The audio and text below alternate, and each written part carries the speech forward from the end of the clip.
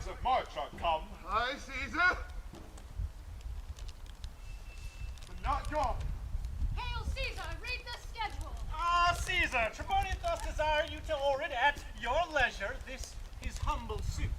Read my suit first, for it minds a suit that touches Caesar nearer. What touches us ourselves shall be last, sir.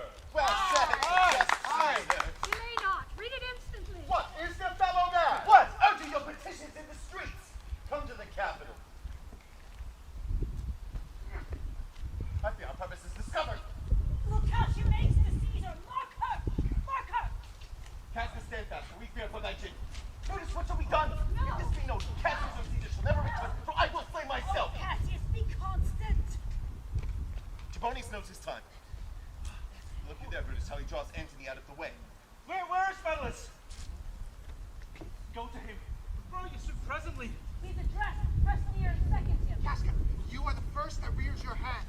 Are we already? What is now amiss that Caesar and his senate must redress? Most high, most mighty, and most Pusian Caesar, Metellus Cimber throws before thy seat upon humble heart. No. I must prevent thee, sir. These couchings and these lowly courtesies might fire the blood of ordinary men.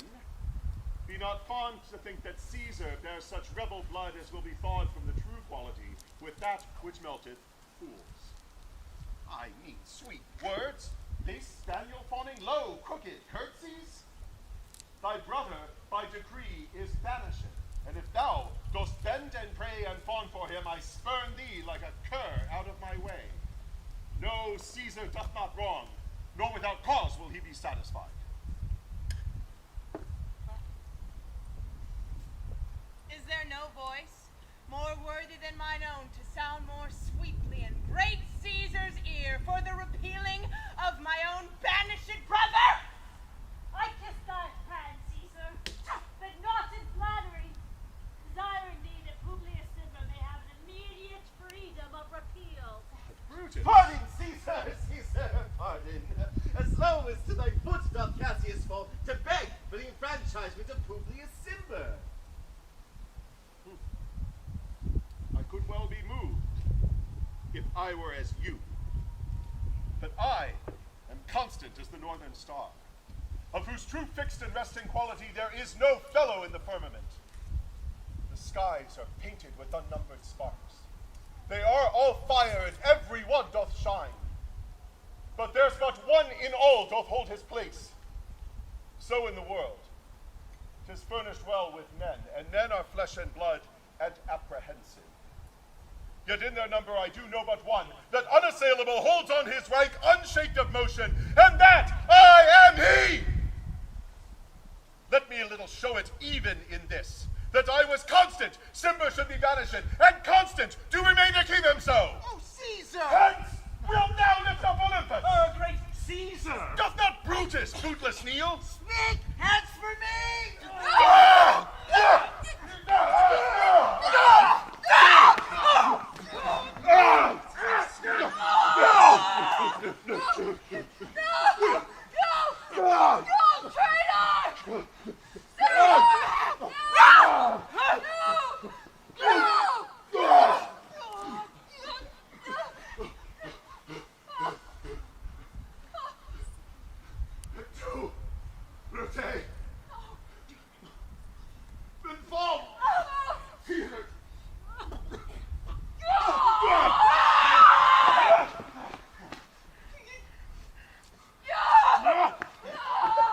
That is enough to satisfy the senators. But for your private satisfaction, because I love you, I will let you know. Calpurnia here, my wife, bids me stay at home. She dreamt tonight she saw my statua, which, like a fountain with 100 spouts, did run pure blood. And many lusty Romans came smiling and did bathe their hands in it. And this does she apply for warnings and portents and evils imminent, and on her knees hath begged that I will stay at home today. Caesar, this dream is all misinterpreted. It was a vision fair and fortunate, your statue spouting blood in so many pipes which smiling Romans bathe, signifies that from you great Rome shall suck reviving blood, and that great men shall press for stains and relics, tinctures, cognizance. This by Calpurnia's dream is signified. And this way have you well expounded it. And know it now, the Senate have concluded this day to give a crown to mighty Caesar. Now, if you send word that you will not come, their minds may change. Besides, were it not a mock apt to be rendered for someone to say, break up the Senate until another time when Caesar's wife meets with better dreams? If Caesar hide himself, will they not say, lo, Caesar is afraid? Oh, pardon me, Caesar, for my dear, dear love to our proceeding bids me tell you this. How foolish do your fears seem now, Calpurnia? I am ashamed I did yield to them. Give me my robe, or I will go. And here's Brutus come to fetch me to the Senate. Good morrow, Caesar. Why, Brutus, are you stirred so early too? What 'tis o'clock? 'Tis struck 8, Caesar. I thank you for your pains and courtesy.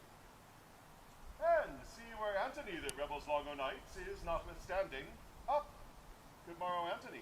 Good morrow, Caesar. Go bid them prepare within. I am at fault to be thus waited for. Cinna. Marullus.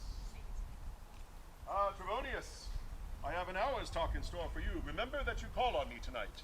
Be near me that I may remember you. Caesar, I will. So near will I be, your best friends will wish I had been further. Good friends, go in and taste some wine with me, and we, like friends, will straightway go together. That every like is not the same, O Caesar. Brutus's heart yearns to think upon.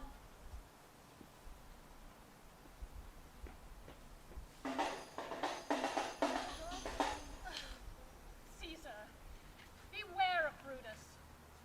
Take heed of Cassius. Oh, come not near Casca. Have an eye to Cinna. Trust not Trebonius. Mark well Metellus Cimber. Decius Brutus loves thy not. Thou hast wronged Caius Ligarius. There is but one mind in all these men, and it is bent against Caesar. Caesar, if thou beest not immortal, look about you. Security gives way to conspiracy. May the gods defend thee. Thy lover, Artemidorus. I will stand till Caesar passes by, and as a suitor will I give him this. My heart laments that virtue cannot live within the teeth of emulation. Caesar, if thou readst this, thou mayest live. If not, the fates with traitors do contrive.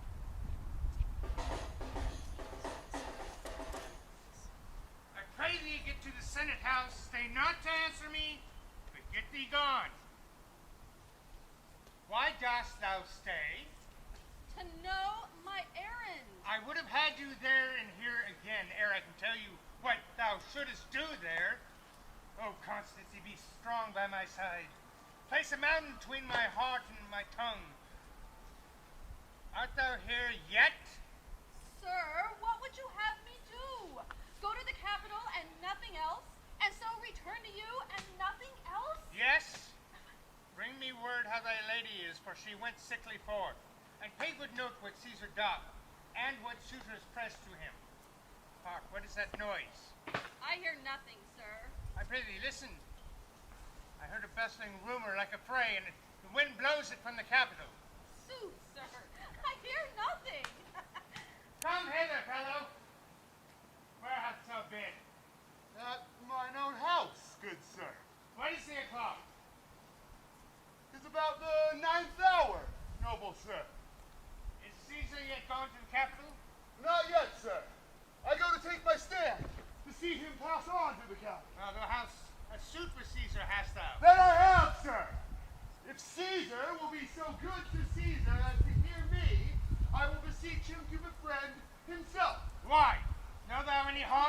speak to him? None that I know of, sir. Much that I fear may chance.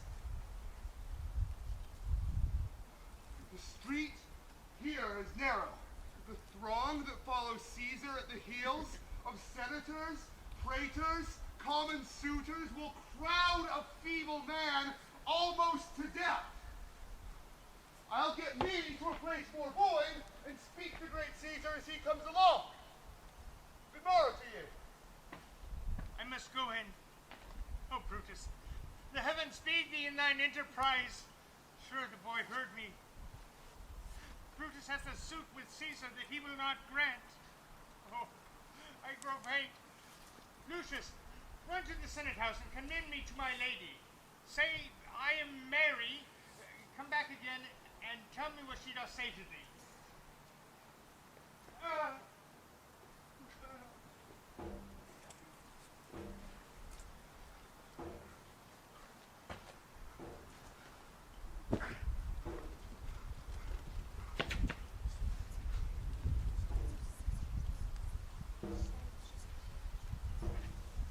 The Ides of March are come. Aye, Caesar.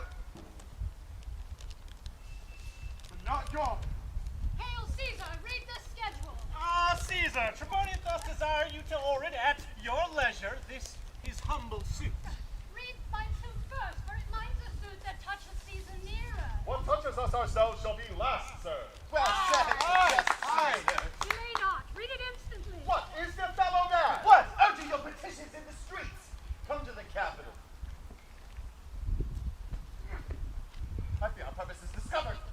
Look how she makes the Caesar. Mark her! Mark her! Casca, stand fast, for we fear for thy King. Brutus, what shall be done? No. If this be known, Cassius or Caesar shall never return, for I will slay myself. Oh, Cassius, be constant. Trebonius knows his time. Look you there, Brutus, how he draws Antony out of the way. Where's Marullus? Go to him. Throw your suit presently. He's addressed. Press near and second him. Casca, you are the first that rears your hand. Are we already? What is now amiss that Caesar and his senate must redress?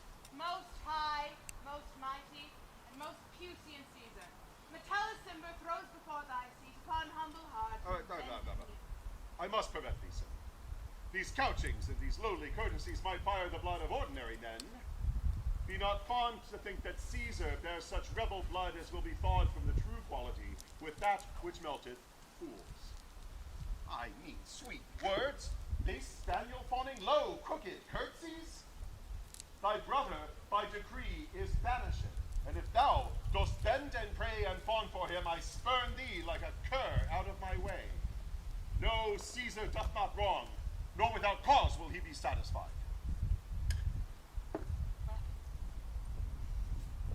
Is there no voice more worthy than mine own to sound more sweetly in great Caesar's ear for the repealing of my own banished brother? I kiss thy hand, Caesar, but not in flattery, desiring thee that Publius Cimber may have an immediate freedom of repeal. Brutus. Pardon, Caesar, Caesar, pardon. As low as to thy foot doth Cassius fall, to beg for the enfranchisement of Publius Cimber. I could well be moved if I were as you. But I am constant as the northern star, of whose true fixed and resting quality there is no fellow in the firmament. The skies are painted with unnumbered sparks. They are all fire, and every one doth shine. But there's but one in all doth hold his place. So in the world, 'tis furnished well with men, and men are flesh and blood, and apprehensive. Yet in their number I do know but one, that unassailable holds on his rank unshaked of motion, and that I am he! Let me a little show it even in this, that I was constant, Cimber should be banished, and constant do remain to keep him so. Oh, Caesar! Hence, we'll now lift up Olympus. Great Caesar! Doth not Brutus bootless kneel? Speak! Hands for me! No,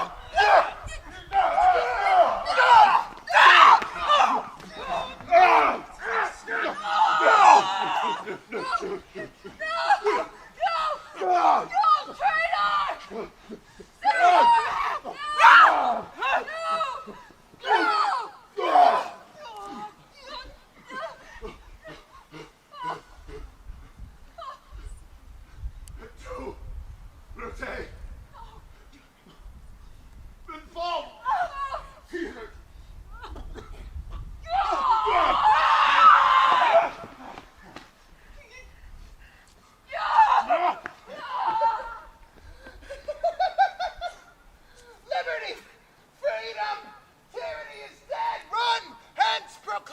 riot about the streets! Come to the common pulpits and cry out, liberty, freedom, and enfranchisement! Huzzah! Liberty! People and senators, be not affrighted. Fly not. Stand stiff. Ambition's death is paid. Brutus, go to the pulpit! Aye! Cassius, too. Where is Antony? Fled to her house, amazed. Men, wives, and children stare, cry out, and run, as it were doomsday. Faith, we will know your pleasures. That we shall die, we know. 'Tis but the time and drawing days out that men stand upon. Why, he that cuts off 20 years of life cuts off so many years of fearing death. Grant that. And then are we Caesar's friends that have abridged his time of fearing death. Stoop, Romans, stoop. Bathe your hands in Caesar's blood up to the elbows, and besmear your swords. Then march we forth, even to the market place, and raising our wet weapons on our heads, let's cry peace, freedom, liberty. Stoop then, and wash.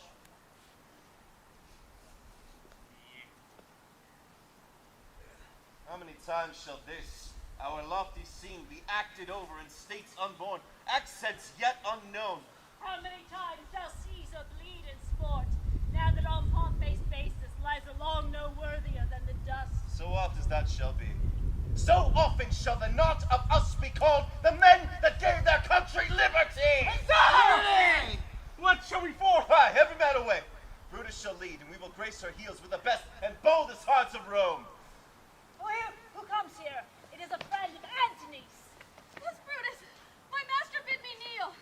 Thus Antony bid me fall down, and being prostrate bid me say, Brutus is wise, noble, valiant, and honest. Caesar was mighty, bold, royal, and loving. Say that I love Brutus and honor her. Say that I feared Caesar, honored him, and loved him. If Brutus will vouchsafe that Antony may come to her and be resolved, how Caesar hath deserved a lion death, Antony shall not love Caesar dead so well as Brutus living, and shall follow the fortunes and affairs of the mighty Brutus with all, through the hazards of this untrod state with all true faith. So says my master Antony. Thy master is a wise and valiant Roman, and I never thought her worse. Tell her, should it please her to come to this place, she shall be satisfied, and by my honor depart untouched. I shall fetch her presently. I know we shall have her well to friend. I wish that we may. Yet I have a mind that fears her much, and my misgivings still fall shrewdly to the purpose. Aye. But here is Antony. Welcome, Antony.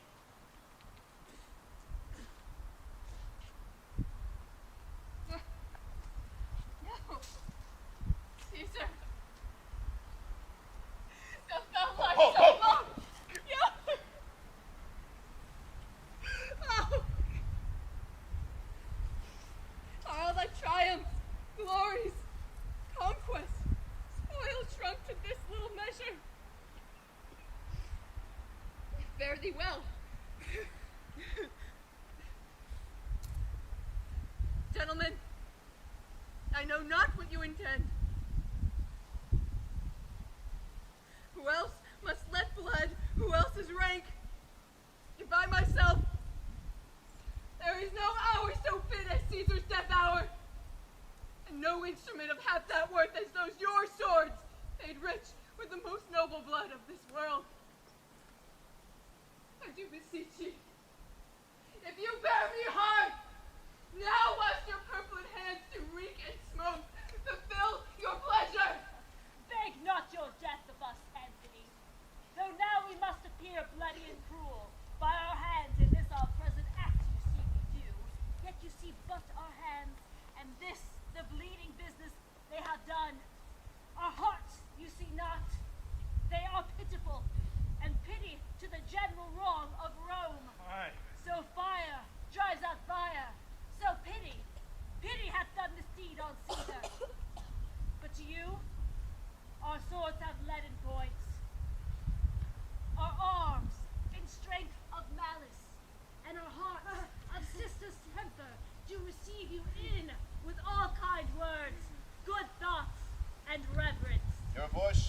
strong as any in the disposing of new dignities. Only wait till we have appeased the multitude, besides themselves with fear, and then we shall deliver you the cause. Why, I, that loved Caesar when I struck him, had thus proceeded.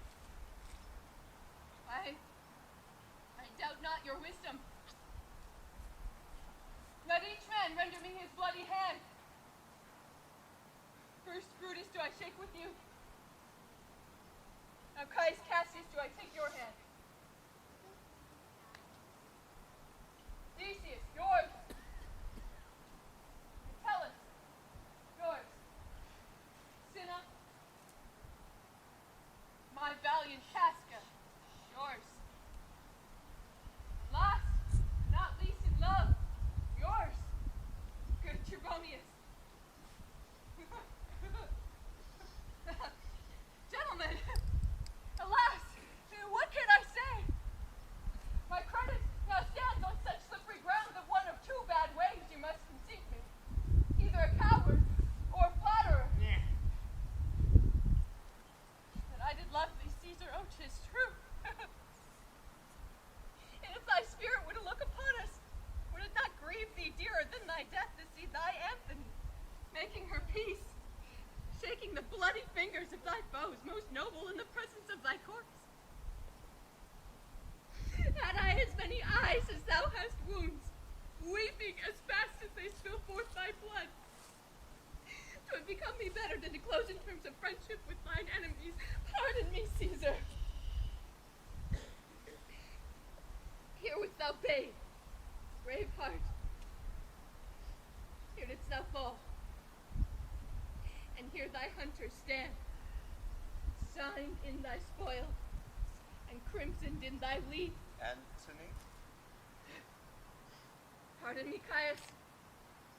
The enemies of Caesar shall say this, so in a friend it is cold modesty. I blame you not for praising Caesar so.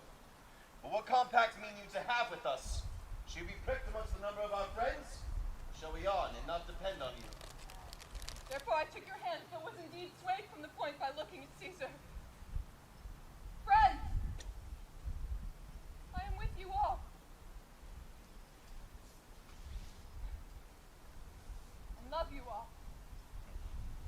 Upon this hope, you shall give me reason why and wherein Caesar was dangerous. Else were this a savage spectacle. Our reasons were so full of good regard, Antony, that were you the daughter of Caesar, you should be satisfied. That is all I seek. I am, moreover, suitor that I may produce his body to the marketplace, and in the pulpit, as becomes a friend, speak in the order of his funeral. You shall, Antony. Brutus, a word with you? You know not what you do. Do not consent to let Antony speak at the funeral. Who knows how the common rabble may be moved by what she may utter? Unto your pardon, I will myself into the pulpit first, and show the reason of our Caesar's death. Then when Antony shall speak, I will protest she does by our leave and our permission, and that we are satisfied that Caesar shall have all true rites and lawful ceremonies. It will advantage more than do us harm. I know not what may befall. I like it not. Antony, dear Caesar's body, you shall not in your funeral speech blame us, but speak all good you can devise of Caesar, and say you do it with our permission. Else shall you have no hand at all about his funeral.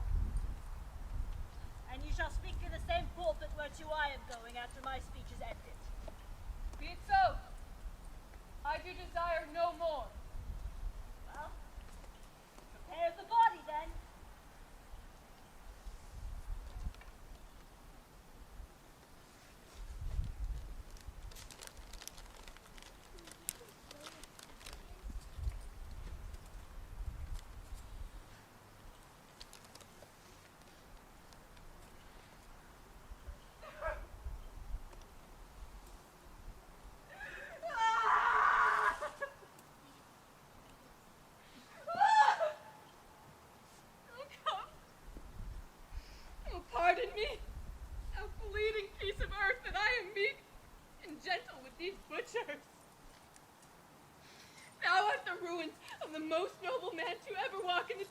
time.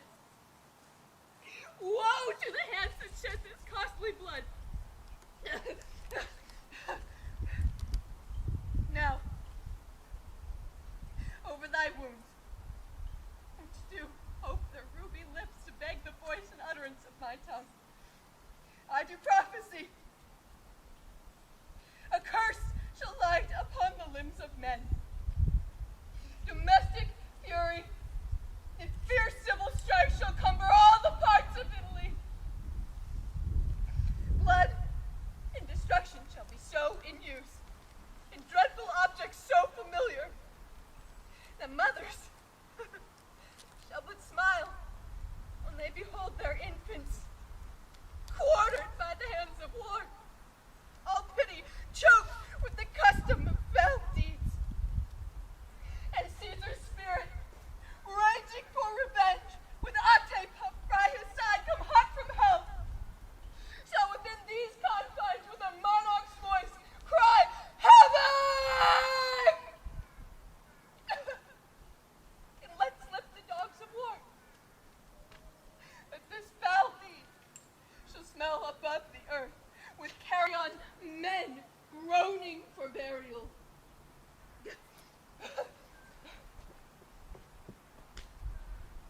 Thou serves Octavius Caesar, do you not? I do, Antony. Caesar did right for him to come to Rome.